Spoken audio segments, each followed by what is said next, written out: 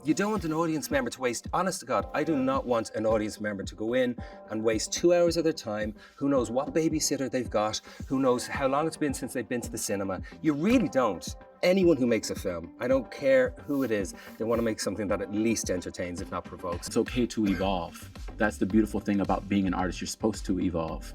So it's okay to reinvent yourself and to go from comedy to doing more serious stuff. Because you've evolved as a person and you've learned what you've learned. Right. We go way back. Humble beginnings. We worked together on a movie called The Encino Man in '91. Yeah.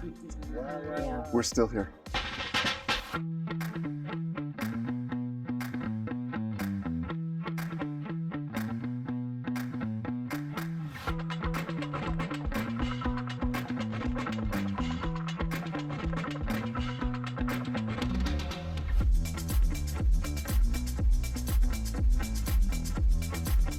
Hi, everyone, and thank you for tuning in to the Hollywood Reporter's Actor Roundtable. I'm Scott Feinberg, the Executive Editor of Awards at the Hollywood Reporter, and my guests today are 6 actors who gave tremendous performances in 2022 films. Before we get into the parts that have brought you guys here today, I want to ask sort of a big picture question. We are sitting down, obviously, at a time when you are each getting tremendous acclaim and recognition for your work, but I know and you know that it's not always smooth sailing. And so I just wonder, can you share with us a moment when this moment felt perhaps furthest away in your career? I want to perhaps start with Key, because you have shared, this is basically your first role in 20 years. Well, first of all, Scott, a huge thank you for inviting me. I cannot believe I'm having a seat at this table among all of you, which I absolutely love and adore.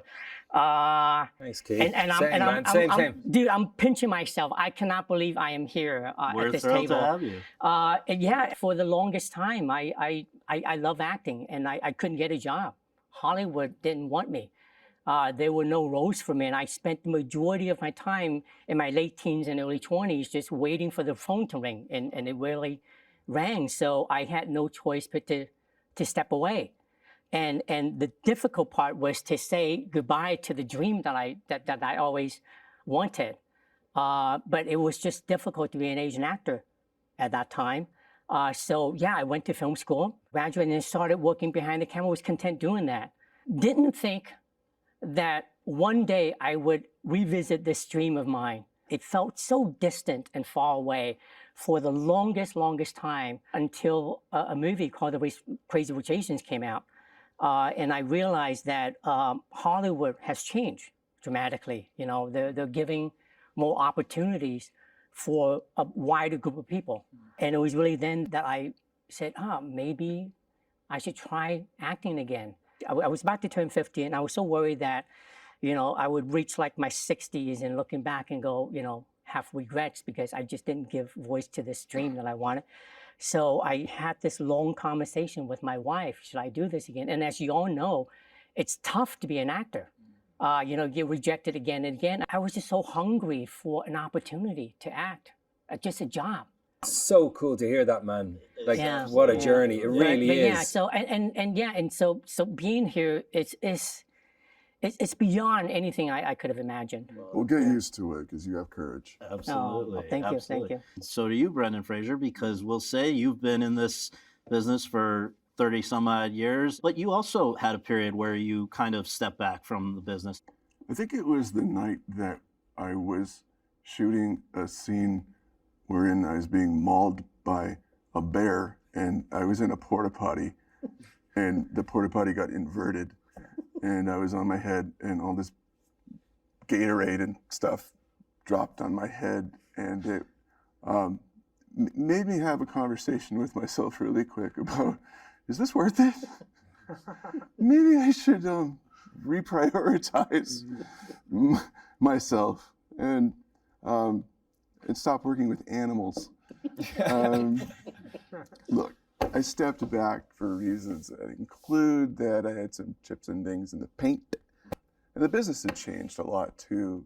The way that films were being made lost its wow factor because anything you can imagine, and as you well know, we saw From Everything Everywhere All at Once, if you can think it up, it can be done. But I knew that It was time to hang on to the dream, but I had to grow back into it, get back to the real hunger that I had to tell stories, to have the time to think about it and come back from a place of wanting to care about stories that I was going to make or be lucky enough to be included became important to me again. Well, Colin, you were sort of shot out of the cannon at the beginning of your screen career, right? You've spoken about a moment a couple years after that with Alexander where you sort of said, I need to step back and rethink how I'm approaching things. I wonder if you can explain what changed in that moment. Expectation is a dangerous thing. There was a load of things that went on with Alexander. The most significant thing to be a part of was, 200 or 300 people who traveled the world over 6 months to tell this story, bring it to life. And it was a story that Oliver Stone had dreamed of since he was in college. So as grand as it was, and as global as it was, and as political as it was, and as thrilling as it was, and as violent as it was, and as sensual as it was really personal. It was really personal to Oliver, and it was really personal to me. When I say expectations, we all had our tuxedos ready. I'm not even joking. There was some of the lads, we were all like, right lads, we're off to the Oscars. This is a short thing. Because we had Oliver Stone, we had a story of that magnitude. We had a script that was really moving and really kind of just brilliant and so muscular. And then it came out. I was in Toronto and I think I was due a bit of a foot in the arse, to be honest. Right. Which is not the same as saying I deserved it. Right. I just want to be clear. And I may have. That's not the same as saying I didn't. Not to get too meta. But the reviews came out. We were up in Toronto and I remember my sister Claudine going, oh God, it's not good. And Danica, who's here today in public, going, it's really not good. I was like, well, what do you mean not good? Like there wasn't any shortcut Rotten Tomatoes. What percentage are we talking here? It wasn't that. It was, what do you mean? And they had all the printed reviews. And it was one after another. And it was pack my bags, found out, Alexander the dull, Alexander the boring, Alexander the inarticulate, Alexander the weak, Alexander the... I was like, holy shit. And I thought, what can I do? I felt so much shame. I felt really, I really did. I felt like, because also one of the things I've noticed through the years is you don't want people to waste their time. You don't want an audience member to waste, honest to God, I do not want an audience member to go in and waste 2 hours of their time, who knows what babysitter they've got, who knows how long it's been since they've been to the cinema. You really don't. Anyone who makes a film, I don't care who it is, they want to make something that at least entertains, if not provokes, or if not both. So when I read that, I thought, what am I going to do? What am I going to do? What am I going to do? I found myself in a place where everyone I met, I wanted to say, have you seen Alexander? If you have, I'm really sorry. I'm not even joking. I did. Now, I wasn't going to give them their $20 back. Right. And then after that, I did question. I went, I'm just shite at it. I did that. I went, I'm just a crap actor. I've been found out. I came blazing onto the scene with a bit of moxie and a bit of Irish this and a bit of Irish that, and don't care about, don't give a shit about it. I was 23. When you're 23 and 24 and you actually care a lot about maybe the world or people or et cetera, and you don't know how to articulate that or have a relationship with that care, the easiest thing to do is say you don't give. And so I was kind of in that. And this is not to apologize, I was a young man, but it was Alexander made me really go, I don't know. And what I had to do was plug back into the Colin that went into an acting class when he was 17. Just that curiosity. I'd lost, I was so lucky, man. I was shot out of the cannon, as you said. I was given so much opportunity. It was insane how much money I was given, how much the keys to this, the keys to that. And that's why when I hear years ago, Justin Bieber threw eggs at his neighbor, I'm like, he deserves a medal. Right. If that's all he's doing. Wow. He raced a car on Ocean Drive. I'm like, if that's all he's doing, that kid is trying the best he can to be a good human being.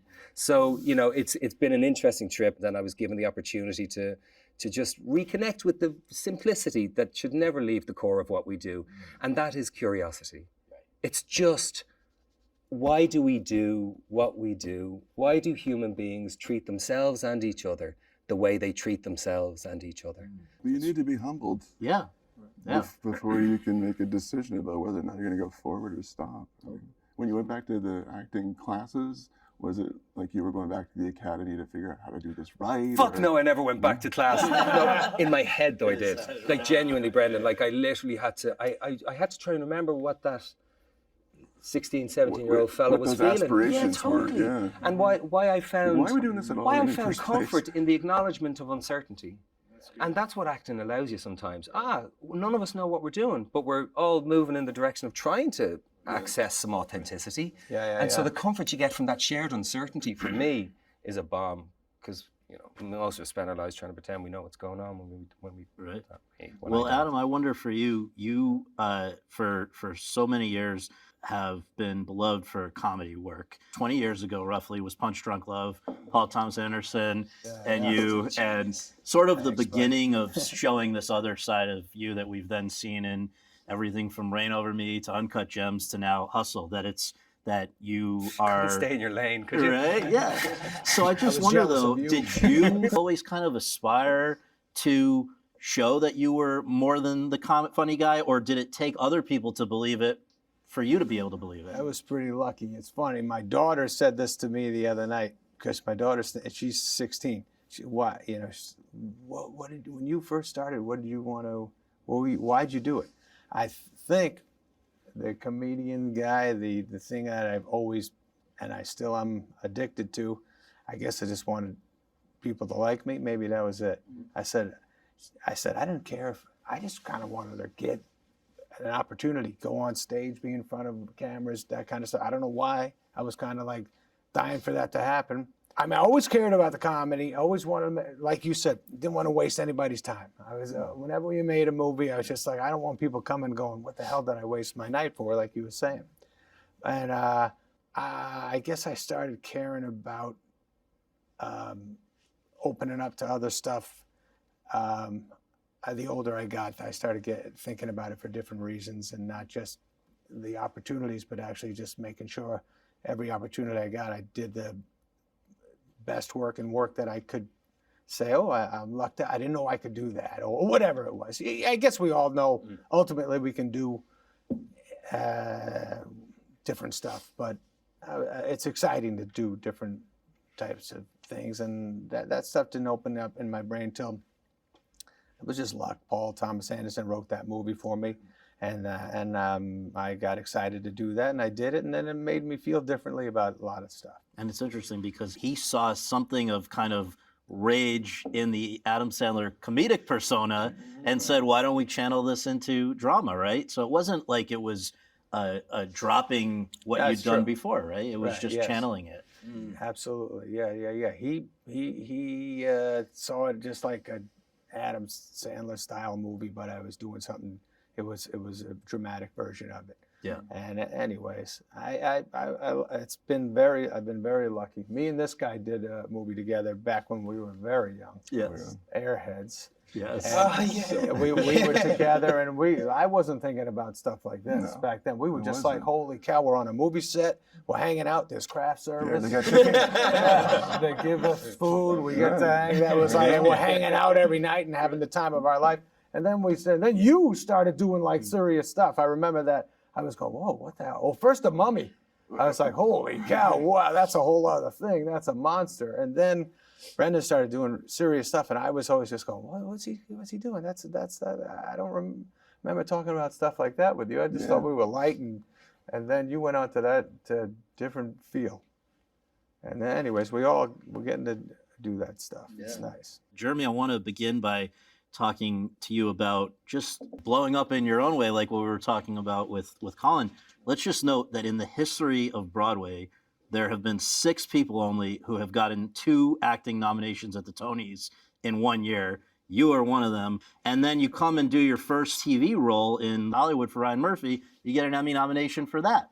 So I wonder, when you set out to pursue acting, was there a specific medium you were thinking about? Was it always sort of building towards what you're now doing in film, or what was the outlook? It's interesting. I think it's just beautiful to hear everyone's story and journey, because I think all of our performances feel a little bit unexpected to what people maybe think we're supposed to give or have given. I think it takes an unbelievable amount of faith to be an artist and a creator.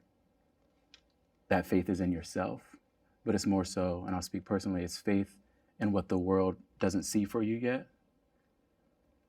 I didn't see a lot of representation of Black men, Black openly gay, queer individuals in media. So to answer your question, I didn't know what my way in would be. I remember when I graduated college, went to art school, everyone's about to audition and do the thing. I remember it was like, don't let people know you're gay. Like, you gotta be this version of a Black man to be successful as an artist, as an actor. So I spent many years doing that and abandoning my truth. Ugh. And trying to, be what they want me to be in the room. Do the thing. Is this funny? Is this it? How much space can I take if I can take any at all? And I think it was the moment when I started to love on myself and love the evolved version of who I am and the type of art that I want to create and be around collaborators and creators that are doing that. That's when all of these things started to happen. So it began in 2019 when I met Terrell McCraney. Or really, Terrell McCraney I met years before, but this is when he won the Moonlight Oscar, and people started to pay attention to him and bring his show to Broadway, which happened to be my Broadway debut. And I've been on this ride, but it's been just a blessing. I think the film that I'm a part of now is just an affirmation to myself of what is possible. I think about little Jeremy that was just trying to find a way in and just make it happen. I think of me watching George at the Jungle, and it's just beautiful to be around the people, because you just don't know, you just never know. Absolutely. But I'm very grateful that I tried and kept trying, but ultimately found just that that resolution of self-love, self-worth, and just doing good shit, doing shit that I like to do with great collaborators. I think keeping that at the forefront, and it's okay to evolve. That's the beautiful thing about being an artist. You're supposed to evolve. So it's okay to reinvent yourself and to go from comedy to doing more serious stuff, because you've evolved as a person and you've learned what you've learned. Right. So I feel like I'm learning to lean into that and to trust that, and That's great. Well, That's great, Austin, Jeremy. you started as a kid in this business, on TV, and then ultimately went to Broadway yourself with Denzel in the revival of The Iceman Cometh. I know he was one of the people who advocated for you to play the role of Elvis ultimately. And I guess I wonder for you, was there a specific dream when you started out in the business, or was it just sort of something you did and it's led where it's led? Well, I started I was about 12 years old, and I just stumbled into doing extra work. And I was an incredibly shy kid. If that kid knew that I was sitting around all my heroes right now, talking like this in public, he wouldn't believe it. I would whisper to my mom and say, "Could you order this for me?" And she would order for me at a restaurant. And Really? I didn't really have a thing that I felt really I could express myself through. And then somehow I ended up on this set, and it just seemed like I always loved movies, and it seemed like a fun thing to do. And something about that process of seeing the entire machine of how filmmaking works, and being around other actors, and suddenly I felt like, I found my tribe. How old were you, 12? I was 12, yeah, I felt like suddenly I started wanting to be around other people, and I felt like we were cut from the same cloth, and Right. it was, and my mom saw that in me, and I owe her for everything, because she quit her job and she drove me to auditions and took me to acting classes, and through going through that process, that's what then allowed me to start to break the shell and realize that all those times that I'm self-conscious or insecure, you can only focus on so much at one time. So if I can get my attention off of myself and onto how I'm trying to affect someone else, or then I'm not self-conscious, I'm other conscious in that moment. So that taught me a lot just about how to communicate, really. And You found your confidence. yeah. But then I had years of, at first it was just like you say, it was like, there's free chocolate chip cookies at lunch. Like that. I tried a chocolate covered chocolate covered strawberries at lunch, and I thought, oh, this is amazing. Wow. And movies have you been working? Yeah. This was back in the heyday of Nickelodeon. And you make $100 a day or something, and as a kid that was huge. And then as I started to get certain mentors, and they started saying, hey, you got to watch Raging Bull, and watch East of Eden, and then I started falling in love with the craft and realizing, oh, there's a way to get more truthful, and there's a way of deepening into and learning more about yourself and being able to express truth. But I was stuck in the lane of doing Nickelodeon and Disney, and then I moved on to like young adult TV shows. And at a certain point, after my mom passed away, where suddenly I'd never experienced pain like that before, and I started to question. I was around doctors, and I was around these people that were hurting a lot, and I was in hospitals, and I thought, is this a noble profession at all? Should I be doing this, or should I give myself in some way that can help people who are dealing with cancer or something like that? And my mom passed away, and then I went straight to New Zealand to start shooting a young adult TV show. And in the show, we got magic, and I had fun doing horseback riding in New Zealand and that sort of thing. But I would go home and I would just cry every night. And I was dealing with grief, but it was also this feeling of it wasn't aligned with something that felt truly fulfilling. And I got done with that show once, and I said, I'm not gonna work. I would rather not work as an actor than to ever do something like that. How old were you? I was 24 or 25 cool, at that time. man. And then I took time off, and I thought, I got a little bit of money in the bank, I'll just take time off. I bought this camera, and I thought, I'll make a short film out of this. And I'd set it up, and I filmed myself and stuff, and I started sinking into this deeper and deeper depression as I stopped working, and my identity, and I wasn't getting the roles that I wanted, and the opportunities weren't there for the types of things that I wanted to do. And so I really thought, maybe I'll just quit, or maybe I'll try to just make films. Or That's the moment. That's the moment. Where all these Yeah. lines are converging, perception, and Completely. what you can do, what you thought you can't do. And you start what you believing don't what know other what- people say. You're like, Yeah. maybe I'm not good enough to do that. Sure. And it was about six or 8 months of that. And then my agent Colin said, and I'm notorious for not answering my phone and like not calling him back and stuff. And he got me on the phone, and he said, you got to do something. You got to put yourself on tape for The Iceman Comet. Denzel's doing it on Broadway. And I just bought this camera, and I thought, I'm gonna film this like a movie. And I'm gonna just give it everything I got. I sent that in, and that was on a Friday, and they said, okay, on Sunday we want you to fly out. On Monday, we want you to meet with Scott Rudin and George Wolfe, who was directing it. And I met with them, and I also kind of had these perceptions about an LA actor going to New York. There's no way that they'll cast me. They're gonna rip me to shreds. bury yourself in. Yeah, you always find a hole. Yeah. You just Some reason racking they're it wrong, on. you Yeah, don't deserve- there's no way. I don't deserve to be here. It was a yeah. good tape, but I'm not going to be good in the room. And one of my acting coaches, who's been a mentor to me for a long time, Larry Moss, and we worked together for 3 days in a row, and just ran it. And then I went in the room, and then they gave me the job in the room. And that's the moment that changed my career. And to back up, when I used to go to auditions with my mom, I would print out scripts and I'd read them with her in the car, and one of them was Pulp Fiction.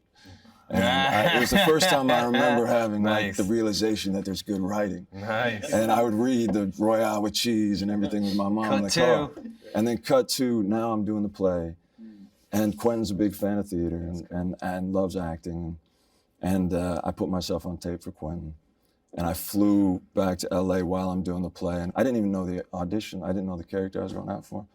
And Quentin's there, and we ran it all day long. And at 9 p.m. that night, he gave me the job. Once Upon a Time in Hollywood. And then I flew back and went back to the play. And so that changed my life. Amazing. Yeah, And It's that's a great story. Yeah, no, it's all of you guys. How the journey here, it's fascinating, and it now brings us to these specific projects that have gone over so tremendously in 2022. And I want to come back to Austin about, you were kind of, Elvis was on your mind even before you were aware there was going to be a project with Baz Luhrmann, right? Yeah, I mean, it was only in the month before. People always ask me, have you for years thought you look like Elvis or this or that? And I said, I don't really think I look that much like Elvis, but that never really crossed my mind.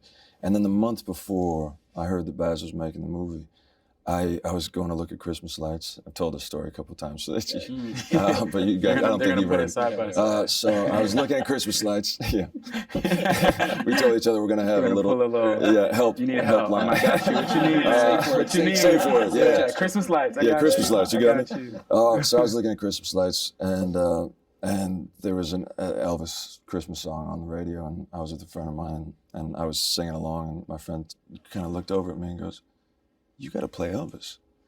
Oh, wow. And I said, "Oh, man, that's such a long shot." I threw it away. Another one of those moments. And then a couple weeks later, I was playing the piano, and I never really sang for any of my friends or anything.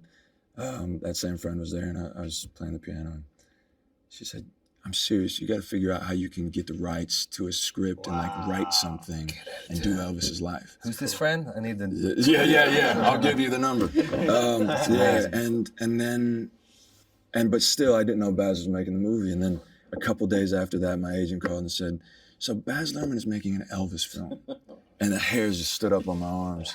And it was that then made me go, all right, this is, I gotta, it's Everest.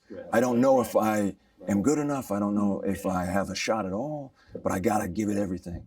And so I started working on it like I was doing the job. And I hired a movement coach and a singing coach and a dialect coach. And I just started working like I had the job. And then I met with Baz after about a month. And then we had spent 5 months experimenting and trying things. And then eventually I had to do the screen test. And then I was like, oh, I don't have the job. I don't have the job yet. That's Right, that's so real. Key, in your case, the Daniels, as they're known, the two Daniel directors of this film, were wondering, I guess, what was this guy up to who we grew up on, right? And how did you know that they were looking for you? I didn't. Hearing Austin's story gives me goosebumps because it's very similar to mine. Everything came around the same time. Like I decided to get back to acting, and then it was when the Daniels saw somebody did a joke on Facebook, and it was a picture of Andrew Yang running for president, and the caption says, "Short Round is all grown up, and he's running for president," and which triggered him to go, "Oh, I wonder what Key is doing." So he started searching. And he was doing the calculation. Oh, he's about the same age as this character. And it was at the same time that I called up an agent friend of mine. I didn't have an agent for decades, so I was practically begging him to represent me. And he said yes. And literally 2 weeks later, I got a call about the script, and I read it, and I was blown away by the script. Not only was it beautifully written, but it was a script that I wanted to read. I was so hungry. I was so eager for a script like this, for a role like this. And I remember reading it till like 5 a.m. And I sat there, and in my head, I was just running. Like I had all these ideas, what I wanted to do with this role. And I was watching out the window, the sun was rising. And I said, oh, I have to go to sleep because my audition was in the afternoon. And right before I went to bed, I go, there's no way they would offer me this. That thing. There's that thing. It was like impossible. It stars Michelle Yeoh with Jamie Lee Curtis. And I go, no. And my wife was so sweet, kept encouraging me. And there's a very small chance they'll let you do it. Exactly. Yeah. It's not no way. And I went on to audition, and it's been more than 25 years since I auditioned, and I was nervous, I was shaking. The Daniels were so sweet. Seraphine, the casting director, was amazing. And I auditioned, and I didn't hear from them for 2 months. And it was miserable because I wanted this role so bad. And then finally, I got a call again. I went into audition for the second time. And then that phone call came. And I'm sure as any actors here, it's like when you hear those 3 words, we want you to play. For me, it was Wayman, and I was screaming so loud. I was jumping up so high. And to this day, I still cannot believe how everything came to be. That's so cool. 25 years, brother. I mean, that's so intense. Yeah. Who did your deal for the movie? I did a movie with Jeff Cohen, who was in The Goonies with me. He's Chunk. So he's all grown now, and he's an entertainment lawyer. So he's my entertainment lawyer. So when the producer of our movie was trying to make my deal, he said he would never imagine that he would have to talk to Chunk to get Data to be in his movie. It was just so sweet. It's and I did the whole thing too. I was so nervous. I hired myself an acting coach, a dialogue coach, a voice coach, because I'm playing 3 different versions of the same character. And then I also hired a body movement coach. Did you? Yeah, and he had this like amazing technique called the Alexander technique. Yeah, that's a great. And so he would pick like different animals for me to rehearse and practice. And one of the animals that he picked was a squirrel. So I would watch countless videos of nothing but squirrels on YouTube. And just like I was on all 4 trying to, do the movement, eat, talk, and move. I mean, move like a squirrel. And that's how I got into character because I just wanted to. I was just so hungry for this role, and I wanted to do it justice and do it give it all my best because I didn't think I would get another opportunity again. Well, Colin, you and Martin McDonagh had worked together twice before. Had you guys kept in touch? Were you looking for another thing to do, or did this just come out of the blue? Came out of the blue. Yeah? Yeah, and the reins are in Martin's hands at all times, as the writer and director. So, yeah, Bruges came out of the blue. It was actually around the time of Bruges that I tried to talk Martin out of hiring me in Bruges. I sat at the Hudson Hotel with him in New York, and I said, "You really shouldn't hire me. You should hire someone else." And he said, "That's interesting. Why?" And I said, "Because I come in with a certain amount of baggage." I said, "The audience, I've done a certain amount of damage, reputation, whatever. There's a certain narrative." I said, "There's a narrative." And I said, "This script is so good. You don't want anyone coming in with the baggage that I have. So to cast someone else." And he went, "That's great. Noted. I want you." And I said, "Okay, I'm in." And that Bruges kind of personally, creatively, and career and all that jazz, it kind of was a big turning point for me. So then, Martin is so wonderful at what he does, and he's such a unique and singular voice. And myself and Brendan are always just, anytime you call, anytime you call. Brendan I adore. Brendan's like, we call it at home in Ireland, Anam Cara, a soulmate. He's one of those people. Sometimes we share intimacy with them. Sometimes it's platonic, it's eros, it's whatever it is. But there are people in your life that come in and you just make sense to each other in some way. And it doesn't make sense that we make the sense to each other that we do, because we're so different looking. Very. And age, and everything. age, and I mean different looking. I mean, kind of energy, but we are different looking, but energetically. Yeah. And we come from we live very different lives. We move through the world in a very different way, and yet, I swear to God, I know him longer than the 46 years I'm alive. There's something about the man's soul that speaks to me in musical kind of movements that just is a bomb and an agitator. Brendan, like, he's an amazing creative. Do you know what I mean? He has great depth within him. If he exposes that to you, you just feel, he's not a grump, but when grumpy people smile, it feels like the world is instantly a better place. The clouds apart, and Brendan's not a grump, but he can be tough at times as well. But he's the softest. But Martin, we had no idea that was coming. Martin had written the script 7 years before, and it was different. The version of Inisherin was better than the majority of things you read, but Martin thought it was shite. And here we are, and 10 years gap between Bruges and 14, 15. Oh, excuse me, 14, 15, right. A long time. Oh my God. Doesn't feel like that, man. It's all, wow. I'd love to be able to pump the brakes. It's all going way too fast. Wow. Well, Adam, I want to talk to you about the fact that you are super into basketball in your own life. It takes a toll on the body. I think you've recently got a new hip. Congratulations. Yeah. 3 months ago, moving just fine. Right. But this feels like Hustle must have been like a chance to go to fantasy basketball camp or something. What was the impetus for pursuing this? Man, just luck. Somebody, LeBron and Joe Roth, these guys, they had the script together. It was about a scout. They thought I might be interested in it, and then I got excited from there. And like you said, I love basketball. I love this guy that I was going to get to play. Somebody who's cares a lot about another human being. He cares about himself, but also kind of falls for this guy, Bo Cruz, and just wants the best for him, and is selfless, and just like he'll get go as far as he can to make sure this kid lives up to his potential, and it was exciting to play that guy. Yeah, different kind of character than we've ever seen you play. And Jeremy, you have a unusual thing with your film in that you are essentially playing your writer-director, Elegance Braddon, who really did have this situation of being kicked out of his home for being gay. How did you guys find each other, and what's that like when you're playing this guy who's just a few feet away? A few feet away. Yeah. I had an agent send me this script. It was like, we hope you love it as much as I do. This was kind of during the pandemic, so everyone's doing Zooms to connect, talk about what the future might be artistically. But ultimately, she was like, if you don't love the script, I just think you should meet this human. I think you guys are of the same minds creatively. I read the script, fell in love with the words, but I had so many questions. I wanted to know what happened after boot camp. Did you reconnect with your mom? Where were you? And he was just such a light. We instantly just bonded. And he was excited for me to, be interested in the project. And I was like, let's do it. I felt instinctually after reading the script, like this is mine. I would love to do this.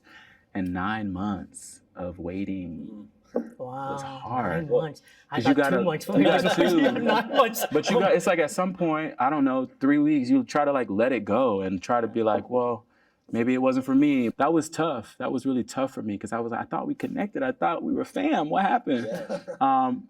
But it was just life doing life and studios doing studio things. And, I do believe who's meant to be in the room will be in the room.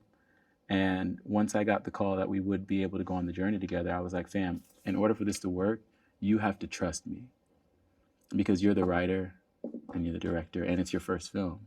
So I was like, it's your story. And I was like, my job, I can open myself up and make bandwidth emotionally for us to dance. But like, I want to know that you trust where I'm going to start and where I'm going to end up.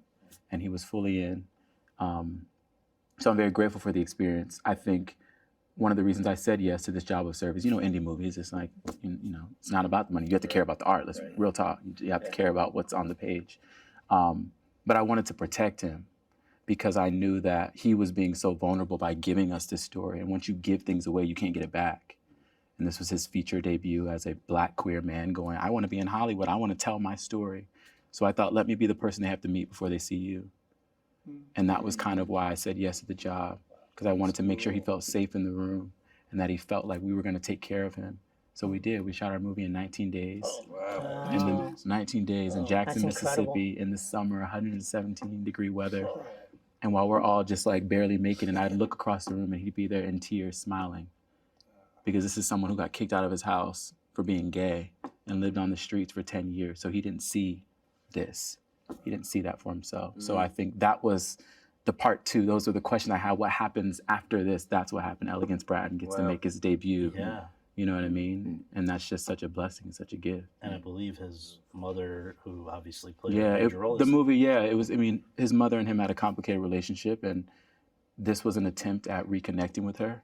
He knew that if we make this movie and Gabrielle Union is playing you, you'll find out on the streets that there's a movie about us and you have to see me. I think the movie got greenlit on February 14th and she passed away on February 18th. Oh. Wow. So there was a lot of space. There was a lot of, he never got the chance to have that closure or connection with her.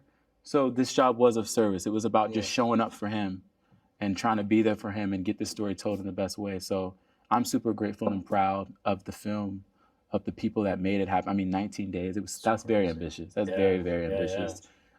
You were phenomenal in that role. I love you. It's so cool. Was it when you were filming it? Was the filmmaker like very emotional?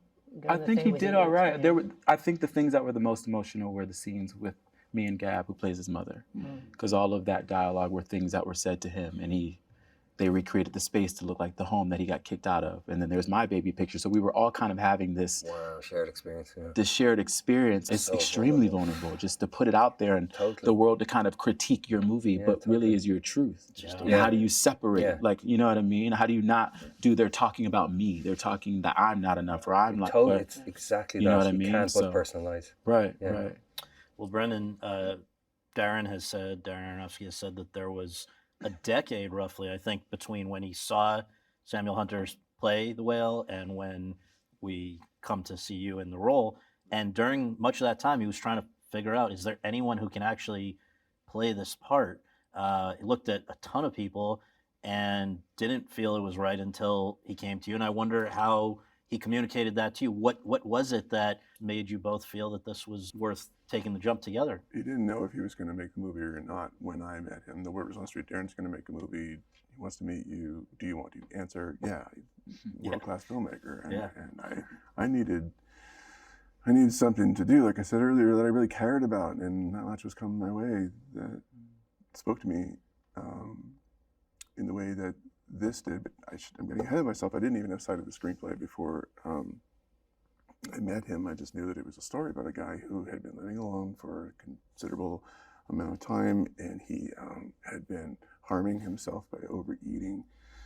He had certain regrets for life choices he had made, and he has Monday to Friday to live. The audience knows this from the onset. And his salvation, he realizes, is to reconnect with his estranged daughter, who he had hurt horribly because he fell irrevocably in love with a man, and he abandoned his family. And I mean, that's a lot to wrap your arms around, just, as a byline goes.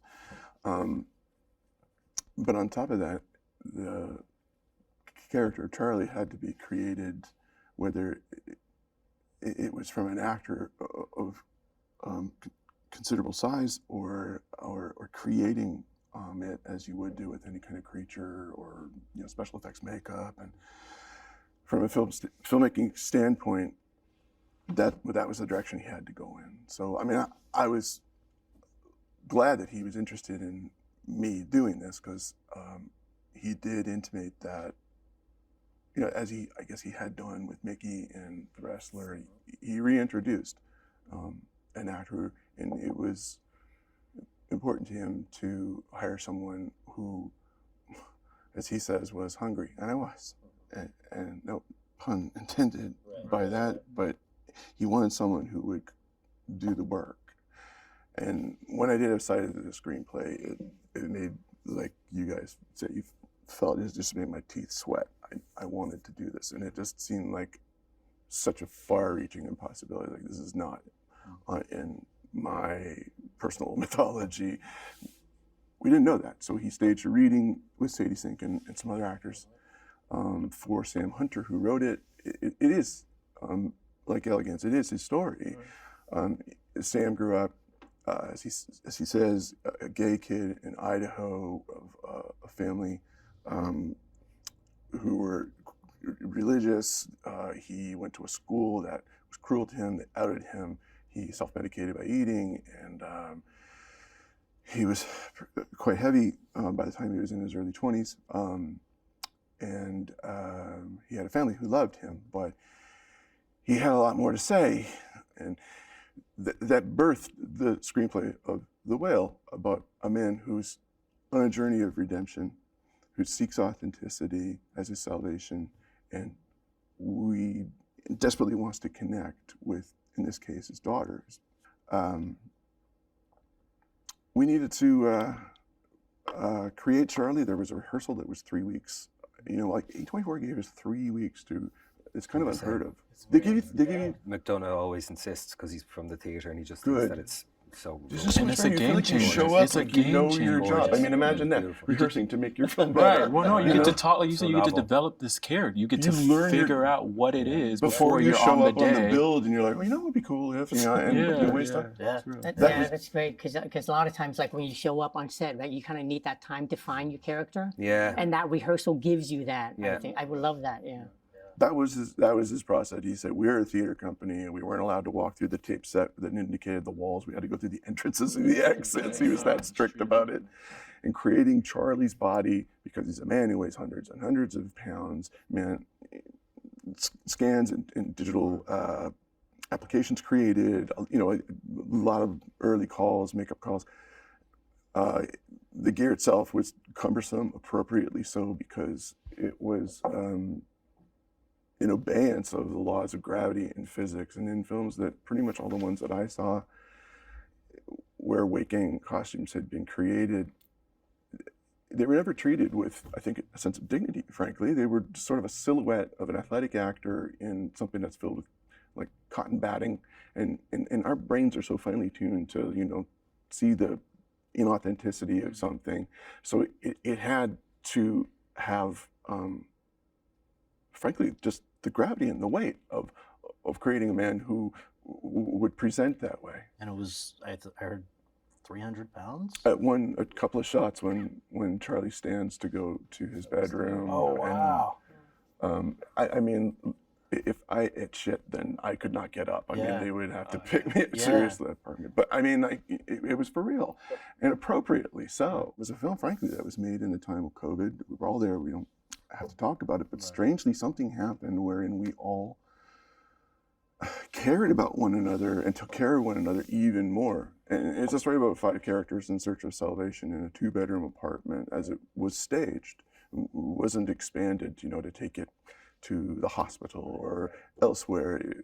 It was important that you look into Charlie's world because it's a story that's told behind closed doors all over the country, the world, and we know very little about that for the simple fact that we can be cruel to each other and dismiss people who present in that way. And we've just rarely seen their stories, period, in any way. Until the whale. Yeah. And that was the purposefulness of it. Getting that job. I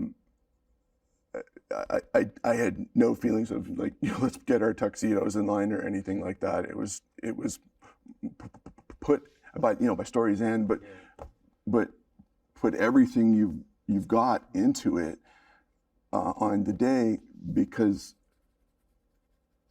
the existential threat we lived under is there might not be a tomorrow, so you might as well just swing for the fences and give it everything you've got.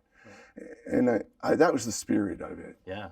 Well, with our remaining time, I want to do something a little looser. Complete this sentence.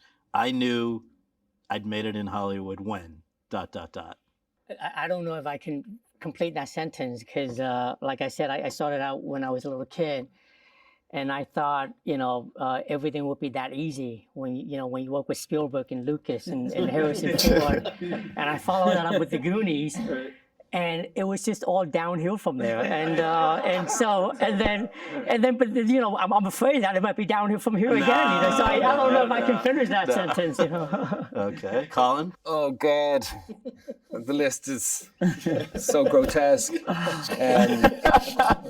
No, maybe I had a bit of a issue with somebody who was creating discomfort. I believe the common parlance is stalker. Oh. And so when that happened, I was kind of like, "Whoa, this is the dark side of it." Yeah. It didn't get too nasty, but it got a bit uncomfortable. Okay, that's a legitimate answer, Brennan. Kind of the same thing. Really? I mean, it's not like, yay, Right. No, fun everything's thing. free. Right. It was kind of, well, Jesus, people, you know, waiting, staking you out, Right. you know, and you want to be polite and take care of everyone in the right way, and also at the same time, sort of size them up and see, Yeah. you got to screw loose. Right. And I remember the first time I got an autograph, asked for an autograph. Yeah? On O'Connell Bridge in Dublin when I was 22, and I'd done this TV show Ballycus Angel. Yeah. And it's not hugely less bizarre today than it was back then. Really? Yeah. There's a very clear through line. Interesting. Yeah. Jeremy and Austin, what's been the most kind of notable thing this season? I mean, I think last night you were with Priscilla. Not that it was the first time you met Priscilla Presley, but I mean that's been really surreal. Is, you know, Priscilla and Lisa Marie weren't involved in the making of the film at all, and I felt such a responsibility to her and to Lisa Marie and to their you know, Riley and their entire family, and I always knew that, and then it hit home when I first met Lisa Marie, because I didn't meet her until after the film, and she hugged me with tears in her eyes, and she just said thank you, and then she took me upstairs and we went into Elvis's bedroom and just sat on his bed and just talked for That's hours. mad. I went to Graceland once. It stuck with me, man. It made me so sad. Yeah, The day. well, that's the thing. You see, so sad. when you realize that he's this guy that has been either thought of as this icon, godlike figure, or people just see him as a Halloween costume. and then it dawns on you that he's a father and he's a son and he's Right. a husband. That So effect on that everybody. responsibility That's is a so word. huge. For me, I turned 30 this year, which is major. Oh, congratulations. And I was talking to my therapist, and I was saying to her, I was in a low, I was feeling just low. I said to her, like, I really want to control. I hate that my highs feel so high in my life and the lows feel so low. I just want it to be in the middle, just be nice.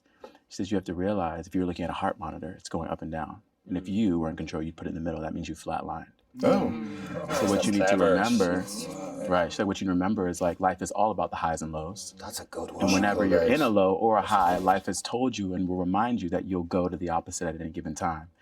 So I was turning 30, I was at the lake, just like, all right, I'm gonna be in my low. I'm gonna be in my low. And then the phone rang and it was like A24 letting me know the inspection is coming out this year. We're opening at TIFF, we're closing at New York Film Festival, you're gonna do this. And it was like, holy crap, we're about to go on the ride. So, but I had found that like root, that thing of like, yeah, like, well, let me be grounded in this and just get on the ride and know that some days will be so high. Like today, seeing y'all and being with y'all. I've got one more. It was when Airheads came out. I was in a bank depositing a check, and there was a lady behind me, and she said, "Oh, I just saw your film. It was awful." That's funny, man. Thank you for your thoughts, Mayor. I've arrived. Yeah, it was awful. Okay, next of the films you've seen in 2022, one that you would recommend to people watching that's not represented at this table. So nobody has to feel like they have to say something, but just one. Here's a chance to highlight a great movie that people might not. Or just The Fablemans with my son last night. We went to the Grove and saw it. Really moving, so gentle and yet so honest. It was beautiful. So good. Yeah. I saw the trailer, The Fablemans, and I don't think I've ever seen a trailer where I cried because of my history with Spielberg. He's The one whole that, third act is about you. Yeah. You gotta see this thing, man.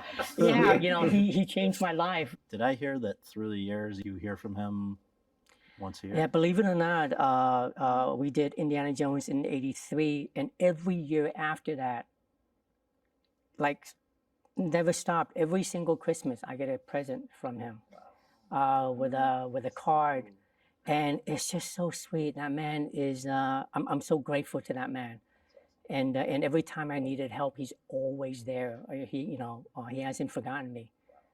So yeah, I'm anxious to see him again and ask him what he think about Everything Everywhere That's All great. at Once. That's great. And also, I know you had a movie a good one. Well, yeah, I saw Living Yes. with Bill. Oh, yeah. Yeah, it was so Yep. beautiful. Yeah. Yeah, this is What a great guy he is, such a huh? good guy. We had a good time with him. Yeah, it was. Yeah, he's so beautiful in that movie. And, But you know, I mean, honestly, I know you said we can't mention any of the movies here, but there's one thing I have to say. I saw The Whale. I made one mistake watching that movie, is not bringing in a tissue. I was a complete mess at the end of the movie, and I walked out of the theater, and I was on the phone for 2 hours calling everybody that I know. And I said, you have got to see this movie when it comes out. That's good. I was just blown away by your performance, Brendan. I really, because we go way back. We worked together on a movie called The Encino Man in '91. Wow. Yeah. We're still here. That's awesome. You broke me with that line. We saw each other out there for the first time after all these years. We gave each other a hug, and he said, Key, we're still here. We're still here. Absolutely. Well, we're going Love to you for close that. this with the best piece of advice that you've received. We can go around the horn, Austin. the first thing that comes to mind is make it about the work. There's so much noise around it. We were talking about that before. There's so much that can end up blowing you like a flag in the wind, and just making it about the work and about the truth. And I mean, each one of your films, when I walked out of it, the world felt brighter, and I felt more empathetic, and I felt more loving, and I felt inspired. And that's the beauty of filmmaking and of storytelling. And so I'm so grateful to be here with you all. Thanks, man. Same. Pierce Brosnan got me in a bear hug when I was I think it was before I'd done Tigerland. So it was before I'd done my first American film, and he just picked me up and he said, keep being bold. Now, I don't know that he knew that I was bold, or I don't know that I was bold at the time, but it was a lovely thing to hear from a man whose work I was aware of, especially as an Irishman, for all those years. And for me now, 46, what is bold? I think the boldest thing I can do, or any of us can do in life, is to like a two-pronged thing, to locate what has meaning for us, and to really pursue with as much honesty, and even the discomfort that can come about from honesty, to pursue the things that really hold meaning for us. And that's whether that's being a friend, a father, an artist, a lover, all the above, you know. So keep being bold, because life can be, and we're all very privileged, and yet I know nothing about your lives and the losses and the pains that you all have. I know about my own to a certain degree, but yeah, life can be hard. Life can sometimes just want you to lie down under it and do nothing and not leave the house. Just keep being bold, push through, push through, push through. I can't think of any in particular. I just know a lot of the guys I've worked with over the years, older actors and actresses, always like to go, they'll say before we move on, let's go one more and see what happens. Love that. That's always Love that. nice as an actor, going like, all right, let's see, we're here, it's set up, let's go after something different. Sometimes you land on something that you weren't. Yeah. I love that. Yeah. And they call it a freebie. A as well. freebie, You right? ever hear that one? Exactly. Yeah. And what does that mean? Like, freebie means it's free of consequences, because we already have what we have. And in life, I put so much consequence of do this, do that, you know. And of course, we have to think of the outcome, and when we're stepping into something, the potential outcomes. But to take that weight off ourselves and live in the present, as you were saying, I love that, man. That's cool. Yeah. Young people ask me that. I always go back to the advice that I was given when I was a student, and that is to have courage. And that doesn't mean you have a sword and a shield and a big helmet on. You know, you really have to embolden yourself and acknowledge that there are some challenges, there are obstacles, and it takes courage to stand up for yourself. To do that, also see plays, go to the theater, find out if you really care. See if it inspires you, because you're going to draw on that early on. And you know, films are splashy and big and wonderful, but you know, earn your chops early on. Ian McKellen said that you need to approach this as if it's the first and the last time you ever will, and that stayed with me. The thing that's coming to mind, audiences are unreliable. You are not. It's something to like really manifest and think, especially for actors and creators, because there can be so much noise and that can throw you off your center. But I think when you do the work and you investigate and you excavate and you find out your why, understanding your why, the sky can be the limit. So I try to remember that they will always be unreliable, but when you do those things, when you do the work, you are not. That's great. Key, you want to close this out? You know, I mean, honestly, I said this in the very beginning. For me, being at this table is unbelievable. Had you told me, you know, a year ago that, Key, you'll be among these, you know, amazing actors, I would say, get the F out of here. Never, it would never happen. Winning the lottery would be easier than being at this table for me. This was a dream of mine for many, many years, for decades. And it was a dream that I had to let go. Didn't think I would revisit this. So if anything, I hope the people out there hearing my story would inspire them, would if they have any doubts about what they can accomplish, what they can do, if their dream can ever come true. Well, look at me, my dream came true. So all I wanted to say is be patient. Be patient. Your time will come. That's what I would say. Thanks, Key. Well, thank you guys all so much for the great performances and for taking the time to be here today, and just really appreciate it. Thanks, thank man. you. Thank you.